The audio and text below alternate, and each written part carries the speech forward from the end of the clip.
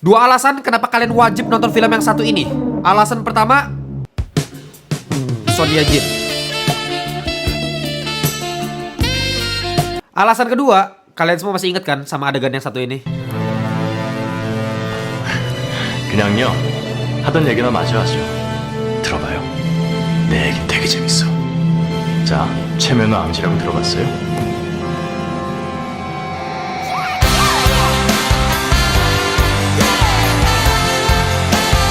Sampai detik ini, adegan tersebut masih menjadi adegan film paling membagongkan yang pernah gua tonton sepanjang masa. Gimana enggak ya, dari awal film lu dikasih lihat om-om yang berhasil keluar penjara dan setelah sekian lama dia nggak pernah lihat cewek, satupun cewek dia nggak pernah lihat, makanya nafsu birahi sudah pasti tidak tertahankan gitu kan. Dan pada akhirnya dia berhasil bertemu sama satu cewek dan dia berhasil mantap-mantap sama cewek tersebut. Dan di akhir film kita baru tahu kalau cewek tersebut adalah anak sendiri. Ya, siapa yang nggak tahu Old Boy ya? Ini film Korea paling legend ya, dianggap sebagai salah satu film terbaik Korea Selatan. Dan gue udah pernah bahas di segmen Old But Gold. Kalau bisa tonton video gue analisis filmnya secara mendalam. Dan sutradaranya adalah Park Chan-wook. Dan pada tahun ini 2025 Park Chan-wook ini ngeluarin film terbarunya dia.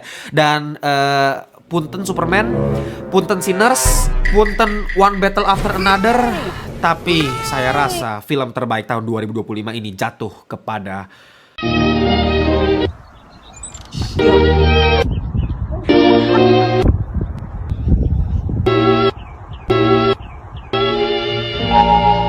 No Other Choice, film Korea Selatan yang berhasil memperoleh angka 100% di situs Rotten Tomatoes. Film ini menceritakan seorang mantan pekerja permainan misterius yang dimana dia punya adik yang gobloknya gak ketolongan. Oh bukan ya, sorry itu salah cerita.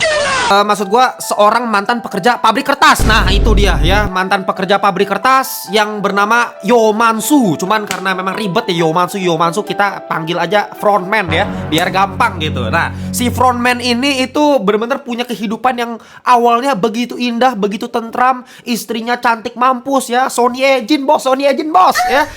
Punya dua anak yang bahagia sekali, punya dua anjing yang lucu, rumahnya begitu indah, bener-bener kehidupan sempurna yang diidam-idamkan semua orang.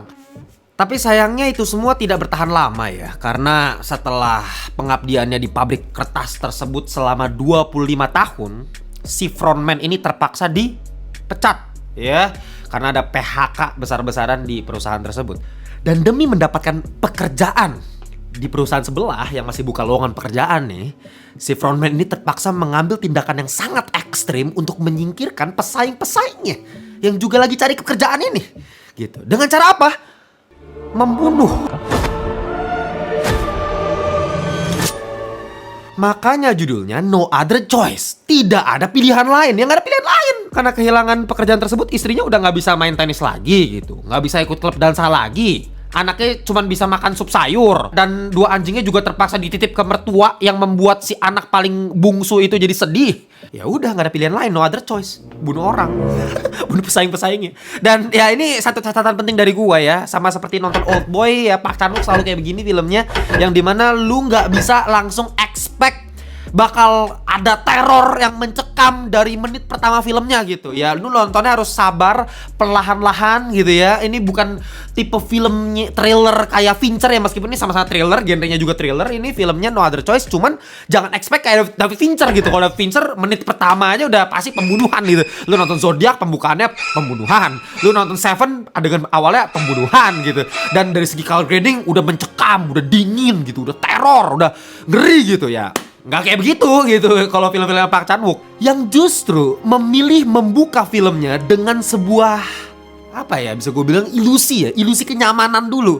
Lu dibuat kayak wah damai nih, keluarga nih, nggak ada yang salah sama film yang satu ini gitu kan. Baru pelan-pelan dikupas satu-satu layer dari setiap karakternya, sehingga pada akhirnya lu akan melihat sisi tergelap dari karakter tersebut. Itu tipikal suspense yang dihadirkan sama Park Chan Wook. Jadi dia bukan memberikan suspense situasional ala-ala David Fincher yang udah dari awal ada pembunuh ya, udah ada tembakan, udah jelas literal ya, yang mungkin akan lebih disukai, lebih mudah dicerna oleh masyarakat kita yang apa-apa maunya serba literal, maunya ya udah jelas aja. Kalau thriller ya harus ada pembunuhan gitu, harus ada darah-darahan. Itu baru thriller gitu. Ya kalau misalnya loh kok warnanya cerah begini nih, ya kan cuman drama keluarga nih, pelan dialog gitu. Bosan lah, ngantuk gitu. Nah, kalau yang kayak begitu gue yakin akan mungkin udah ngantuk ya nonton film dari awal. Tapi kalau lu ikutin pelan-pelan, dia itu membangun suspense itu secara emosional, bukan situasional. Ketegangannya itu lahir dari obsesi, moral, ambiguitas dari karakternya. Jadi ancaman itu internal, bukan ancaman eksternal gitu. Justru itu menurut gue jauh lebih, kita bisa lebih terkoneksi sama karakter-karakter filmnya gitu. Sama kayak misalnya kita terkoneksi dengan frontman ini. Ini apa yang terjadi sama si frontman? Di 1 jam pertama kalian nonton film ini, kan gak akan menemukan adanya psikopat yang manipulasi media, memanipulasi suaminya sendiri, atau pembunuh berantai. Enggak. Lu cuma akan melihat seorang ayah, seorang suami yang baik hati, yang bener-bener cinta sama anaknya, cinta sama istrinya. That's it ya. Udah gitu doang. Color gradingnya warm, hangat, musim gugur, pakai musiknya Mozart gitu kan. Peaceful banget, damai sekali nih. Tapi di tengah-tengah film, tiba-tiba kalian akan melihat sang ayah ingin membunuh orang dengan menjatuhkan pot keramik yang sangat-sangat berat dari lantai atas ke kepala orang yang ada di bawah.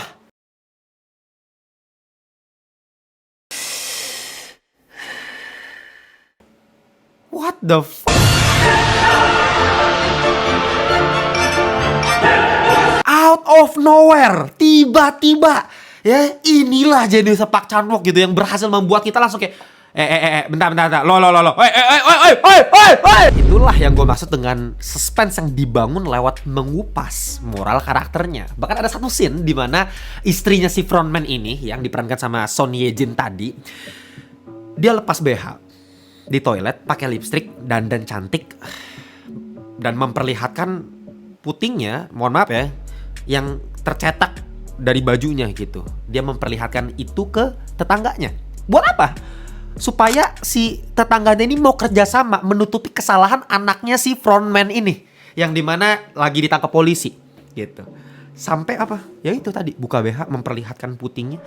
Ini kan menandakan perubahan karakter yang sangat drastis. Ketika di posisi terdesak, manusia sebaik apapun akan berubah menjadi iblis. Dan inilah uniknya film ini. Meskipun genrenya thriller, tapi ada nuansa komedi. Dan berkali-kali gue ngakak di sepanjang nonton film ini. Tapi ngakak dengan perasaan yang unsettling, yang gak nyaman sama sekali ketika melihat si frontman ini berencana membunuh pesaing-pesaingnya dengan cara yang sangat-sangat di luar nurul.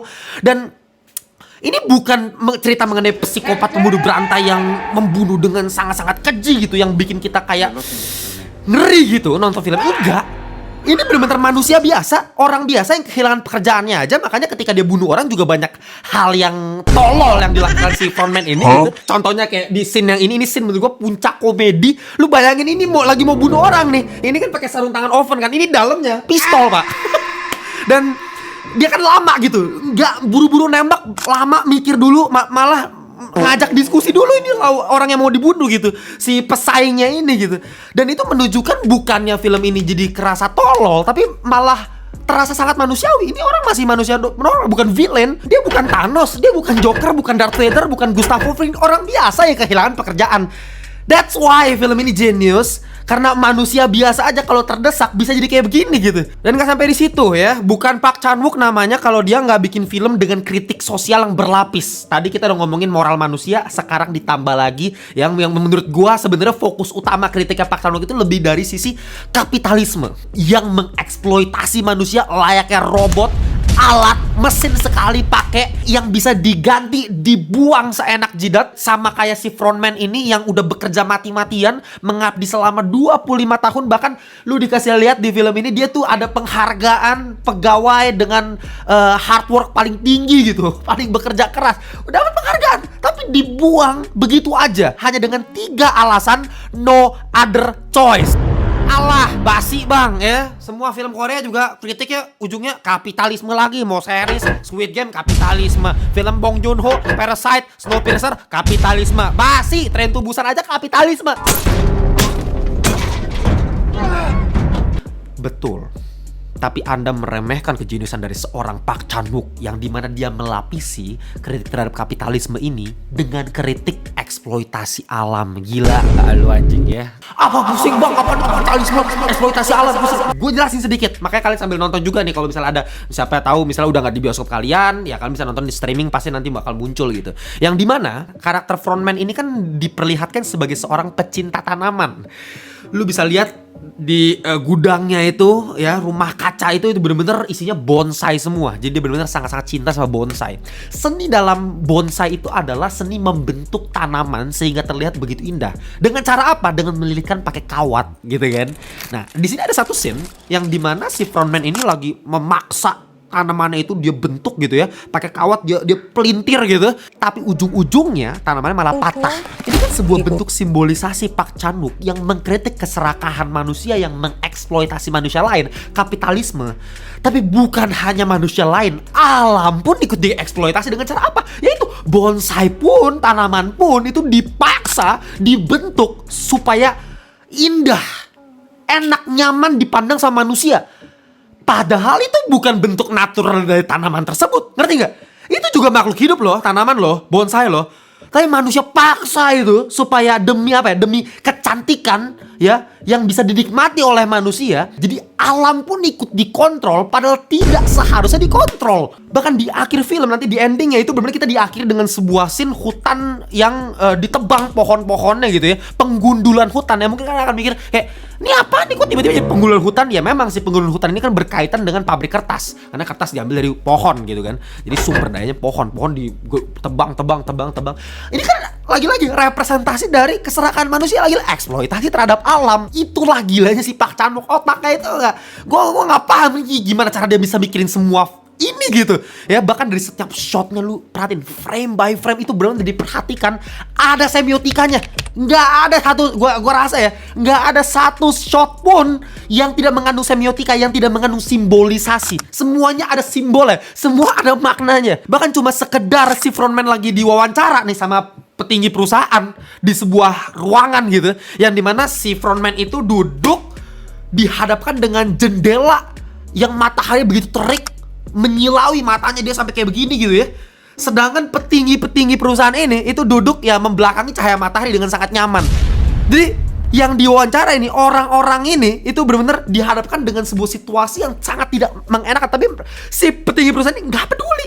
Saking nggak pedulinya gitu sama manusia, dia anggap bukan manusia. Oke, lu cuman gua anggap sebagai alat yang akan ngasilin duit buat gua. Atau bahkan dari segi komposisi framingnya benar-benar unik-unik banget. Ada satu shot yang benar-benar masih rekam di kepala gue dengan jelas gitu, yang dimana si frontman ini abis bunuh orang di tepi jalan, yang dimana jalannya itu berada di posisi kanan screen kita, tapi di bagian kiri screen itu laut. Karena jalannya itu benar-benar berada di tepi lautan. Jadi benar-benar pakai wide angle, dipisahkan dengan sebuah tebing batu yang seolah-olah dijadikan sebagai split screen alami gitu. Jadi nggak perlu pakai, lo kalau pernah nonton Jatuh Cinta sebelum film-film ya, Mas Andy Lawrence gitu kan, pakai split screen jelas gitu. Ada garisnya, oh ini satu shot ini, yang satu shot ini gitu. Tapi kalau ini benar-benar kayak yang satu ombak laut, yang satu si frontman abis bunuh orang di tepi jalan, itu di satu lokasi yang sama. Dan bukan cuma sekedar indah di mata, tapi itu kan sebagai simbol, lagi-lagi simbol semiotika. Ketika si frontman ini membunuh orang, gelombang laut yang berada di sebelah kiri screen kita itu adalah perasaannya yang diwakili oleh si frontman. Sebagai orang biasa yang gak tahu sebenarnya cara bunuh orang, tapi dia terpaksa bunuh orang demi kelangsungan hidup keluarganya, digambarkan dengan gemuruh ombak di bagian kiri screen. Itu kayak damn bro, what the hell. Bahkan dari segi color gradingnya pun, lo kalau perhatiin itu benar-benar ada transisinya loh.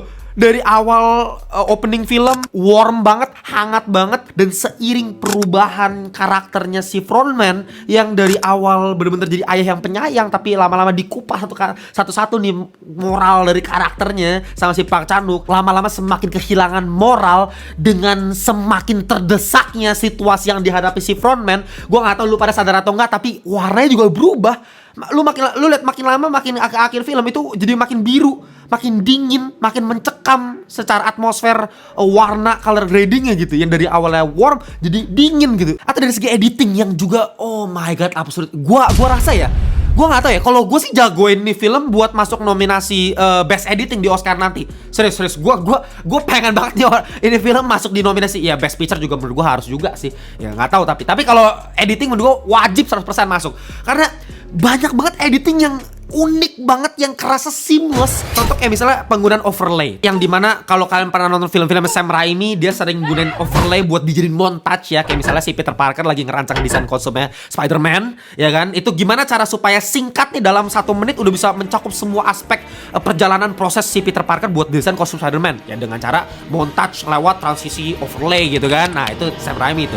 Atau misalnya si Wanda lagi baca mantra buku Darkhold gitu kan, itu juga pakai overlay. Itu ciri khasnya Sam Raimi. Tapi di sini si Park Chan-wook itu pakai overlay itu sebagai match cut. Jadi transisi dari satu scene ke scene yang lainnya itu bener-bener punya hubungan semiotika yang erat. Contoh ya, dari awal film itu kan keluarga pelukan nih, si frontman istrinya, kedua anaknya, bahagia banget. Nah dari situ dibikin transisi ke scene berikutnya yang merupakan peleburan kertas yang muter kayak begitu.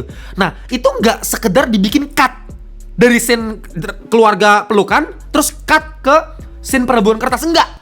Ini dibikin nyambung dengan overlay tadi gitu loh. Jadi dari keluarga yang masih pelukan, lu bisa ngeliat, loh ini kok ada muter begini, ini apa nih? Oh ini peleburan kertas. Yang lagi-lagi menyimbolkan apa? Lu dengan gampang kok mencerna, lu gak perlu punya IQ sejenius Albert Einstein untuk mengerti apa yang disampaikan sama si Park Chan-wook. Lu udah dengan gampang udah, oh man, ini kemungkinan besar mungkin foreshadowing keluarganya si frontman bakal hancur nih bos gitu kan. Yang dimana ya udah lagi pelukan tuh tiba-tiba jadi peleburan kertas. Lu dengan mudah untuk oh ini maksudnya gitu loh. Atau misalnya si frontman lagi gali tanah ya buat ngubur mayat orang yang abis dia bunuh.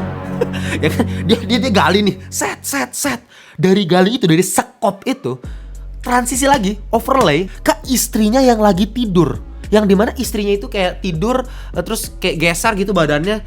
Yang dimana masih ada scene sekop tadi dibikin overlay yang memberikan sebuah makna baru. Jadi timbullah makna baru dari 2 scene itu dibikin transisi overlay. Jadi timbul makna baru yang dimana si frontman ini bukan hanya sekedar mengubur mayat orang yang dia bunuh, tapi dia mengubur kemanusiaan istrinya juga. Damn bro. Yang dimana istrinya nanti kalau lihat di ending film, ya dia akhirnya tahu kalau suaminya itu abis udah bunuh orang, dia tahu. Tapi dia memilih diam demi kelangsungan kehidupan keluarganya.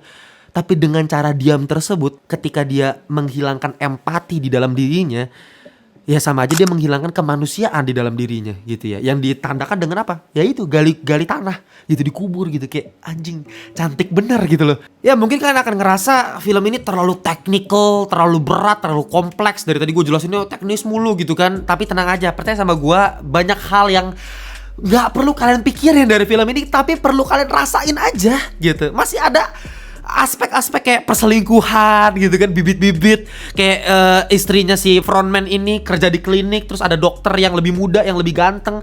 Ini istrinya selingkuh atau enggak nih? Lu akan banyak dinamika antar karakter yang gak seberat itu untuk bisa kalian nikmati. Jadi ini film yang menurut gue sebenarnya bisa ringan, tapi banyak layer yang bisa kita bedah kalau mau kita teliti lebih dalam gitu, kalau mau kita telaah lebih dalam. Memang gue harus akuin ya, mungkin gak akan semua orang suka sama film ini gitu, karena ini termasuk ke yang non konvensional ya.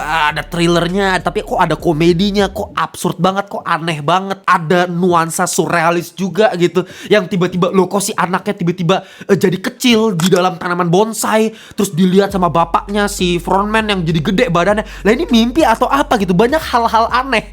Tapi percayalah sama gue, rasakan aja, jangan terlalu dipikirin, karena gue rasa kayaknya film-film zaman sekarang arah sini semua gitu, ke arah non konvensional. Lu kalau bisa nonton 28 Years Later kan banyak yang maki-maki tuh, lo kok di ending tiba-tiba jadi scene kayak Power Ranger gitu. Supaya film lu kan nonton zombie gitu, sedih, ada yang mati, terus tiba-tiba di akhir jadi Power Ranger kayak begini, suasananya berubah. Ya gue juga kena shock terapi pas nonton filmnya. Tapi itulah film-film zaman sekarang yang mencoba untuk melawan aturan film yang udah ada gitu. Kayak misalnya Joker 2, ya gue tahu banyak yang benci, banyak yang bilang sampah nih ya, film apa nih Joker kayak begini gitu. Ya inilah film-film yang mencoba melawan aturan gitu, yang kalau misal kita berpikir open minded lagi, ini sebenarnya bukan film yang jelek, ini justru film yang fresh. Weapons gitu kan, film horor mana yang lu bisa ngerasa ngeri, unsettling, tapi sambil ketawa lu, sambil ngakak lu nontonnya gitu kan. Kayak misal di film ini ada adegan yang gue sempet baca di komen tuh, ini kok aneh banget, mayatnya dibikin jadi kayak bola buntel gitu. ada yang ketawa gitu, ada yang kalau buat gue sih, gue ngerasa kayak ini aneh, unik, tapi di saat yang bersamaan disturbing juga gitu loh.